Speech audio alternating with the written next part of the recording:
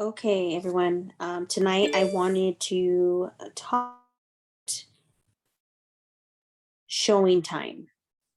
Now, for those of you that aren't familiar with Showing Time is an app that, as a listing agent, for me, is crucial to my business. We already know that, it's super important to become automated. It's super important to allow a lot of different technology to help you run your business. So showing time is definitely something that I enjoy. I do share it with my clients during my listing presentation to let them know, when we discuss how they're going to be showing their property, the times and the availability, and if they want a lockbox, or how the buyers and the buyer's agents will be accessing their home. So once you've established that in the MLS on your dashboard, when you log in, if you notice, there's the Showingtime app. So you're simply going to click the Showingtime app. Once you click that app, it's going to open up and allow you to manage your listings.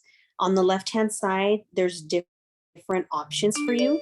So if you notice, you can go to listing setup, which is the fourth option on the left-hand side.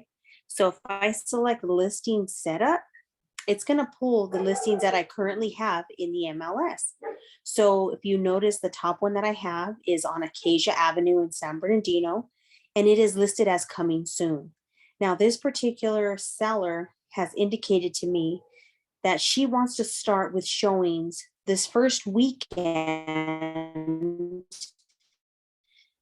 for Saturday and Sunday from 12 to 4. She wants to start there, kind of see the activity that she gets, and then determine the rest of the showings, thereafter. So I'm going to select that first listing just simply by highlighting and tapping on it. So now what it's going to do is it's going to, open up that particular listing. So if I start from the top, it says allow showing agent to request apps online. Yes, I want them to be able to request it online. Allow showing agent to request virtual appointments. Yes, they can request virtual and in person. So if they did want a virtual, I can talk to my client and see if she's willing just to basically walk them through it. So I am going to go ahead and allow both. Just, for the most part, most people aren't doing that, but we will leave that as an option.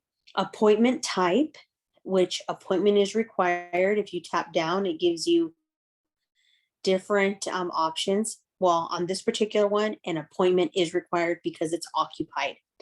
The next question is there a listing agent accompany the showings? No, I will not be at every showing. Okay, so if you would be, because your client wants you to be, then obviously you would mark yes. Feedback template. So every time someone shows it, I want them to send me feedback so I can send that to my seller and hopefully give her some ideas of, what the thoughts are from the different consumers or buyers that are viewing her listing or her home. So on the underneath that, you see contacts. Well, contacts is me. There's my information. Can confirm appointments by. So if you notice, the voice isn't on there. I'm going to tell you why I don't like the voice, the showing voice, because every time someone requests an appointment, I'm going to get calls. My phone's going to continue to ring. And for me, I prefer to have a text message. So I'm actually even going to remove the email. I prefer everything be sent to me via text message because it's just faster, easier for me to reply. So basically, if the agent John Doe decides they want to show it on Saturday at noon, if I know that's an okay time, then I can simply type Y on my phone and it'll go to give him a confirmation. So that's why I prefer the text message. It's really that simple. Now, share showing agent details with your clients. So here is where you have the option to add your clients. So if you feel that you don't want to have to give them an update every time and say, hey, someone confirmed for 12, someone confirmed for 12:15, someone confirmed for 3:30, then you can simply put yes, share. And what do you want to share? Share agent's name and company, share agent's company only. So you can share whatever you want. So preferably I put yes, share agents company only. So now they know that someone from Keller Williams is coming, someone from Remax is coming, someone from, Coldwell Banker is coming. And that way they're expecting that particular person. Now, you can decide if you have an assistant and you don't want to be bothered with this, you can add a co-listing agent by simply pressing that blue button and then adding their information. You can also add owner occupant. So let's say you have a seller who is adamant about them being the ones that approve or deny these appointments. No problem. You can add the owner occupant, add new, add their name and their phone type and the type of device that they have. They will have to confirm. And once they do that, now they will be the ones to be notified of any potential showings or requests that are coming through, and then they have control. So just remember, this is going to take a lot of your workload off you to get those appointments scheduled. So in my honest opinion, it's just a huge time saver.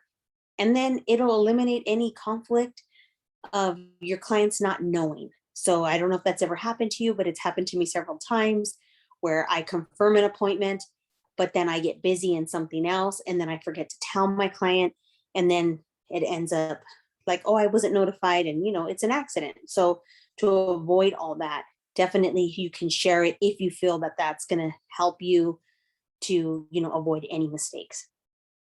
Now, appointment restrictions, going down further here, it gets pretty detailed. So you can tell it, I don't want any same day appointments, and select no same day appointments.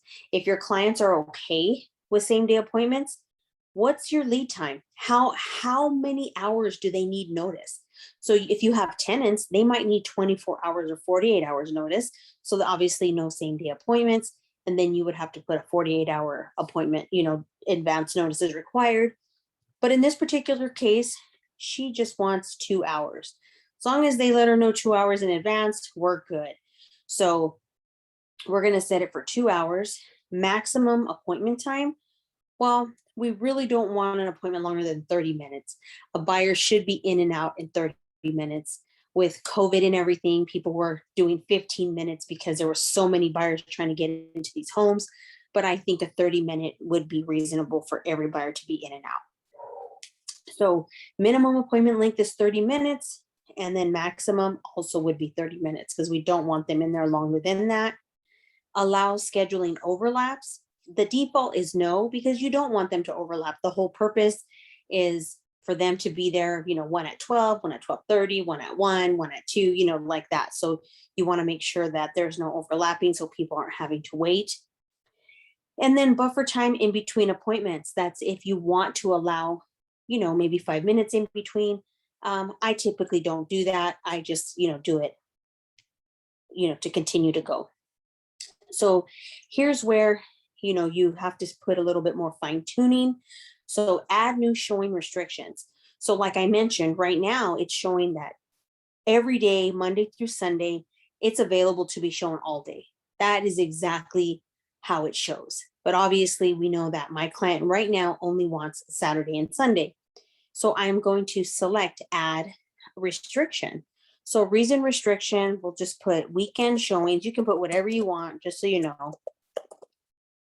Just because we just want weekends this time. So you're going to go into what do you want to restrict? So I want to restrict the start time.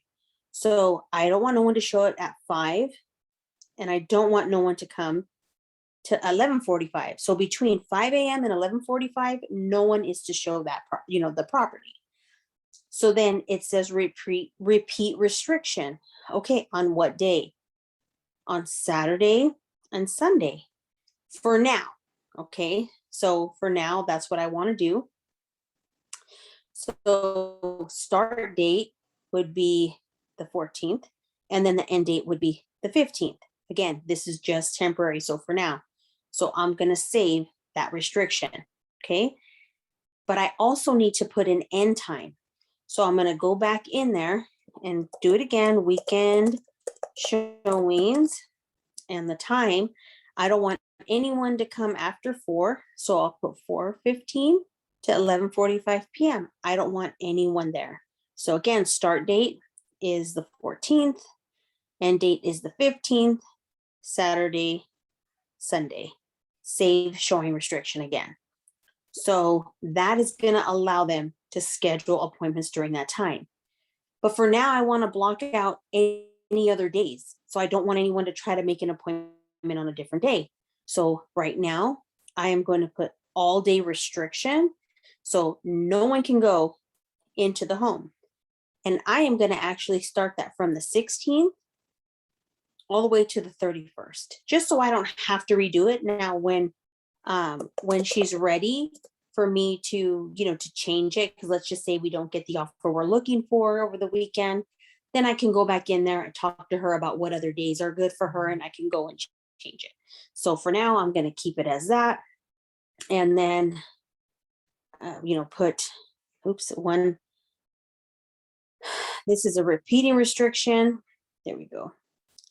And, oh yeah, it says please select the day. So I'm going to do every day actually, and save showing restriction. So now it's saved.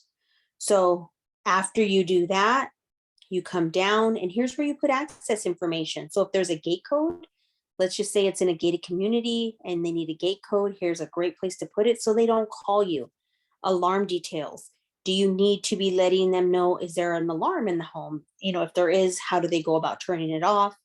And then how can the agent access the home? So here, is there a lockbox? Is there a combination? What's going to be there? And then it says right here, access provided by.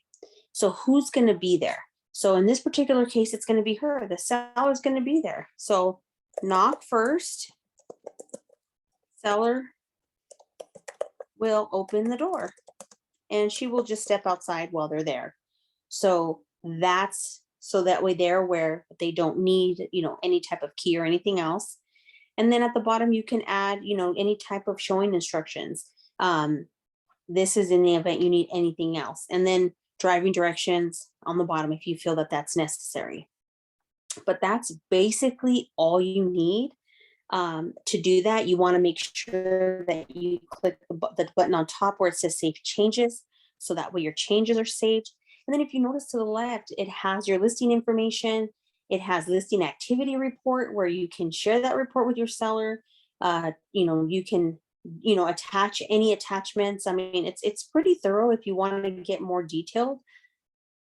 Why I really love this is because let's just say, for instance, your seller has an emergency and she has a full day scheduled on Sunday. She has an emergency and she asks you to please count, to go back and to remember who made this or emails. Sometimes they call you, like it's a lot of work. So what I like about this is you can actually go in to, your listing and see, what showings that you have. So you just go to showings, select on my listings. And obviously there's none right now because I don't have any requests. I just set this up. So there's nothing. But if there was, then it would show, Barbara with Coldwell Banker, Brenda with KW, Susie, with Remax, and so on and so forth. And all I would have to simply do is tap on it and reschedule or cancel the appointment and write why. So you would just say, seller had an emergency, please reschedule, or please, check back with me later, or what have you. But it just makes it super simple. And again, if you're not available because you're with clients or you have a full day or something else going on, then you can simply have someone else log in and do it for you. So it's just, again, it just makes everything super easy because it's in one place. And you have easy access to it.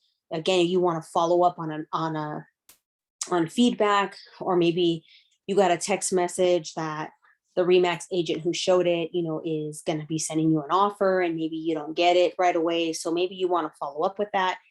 Sometimes, again, going through your text messages is not the easiest thing to do, because if you're like me, you're getting several a day. So trying to find where that agent was that sent you that message can be kind of difficult. So again, you can go here, find their information, their contact information, and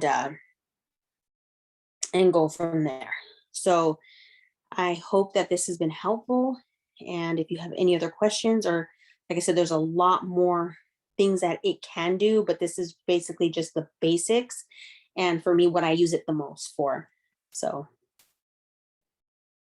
thank you guys, and I'm trying to figure this out. Have a beautiful day.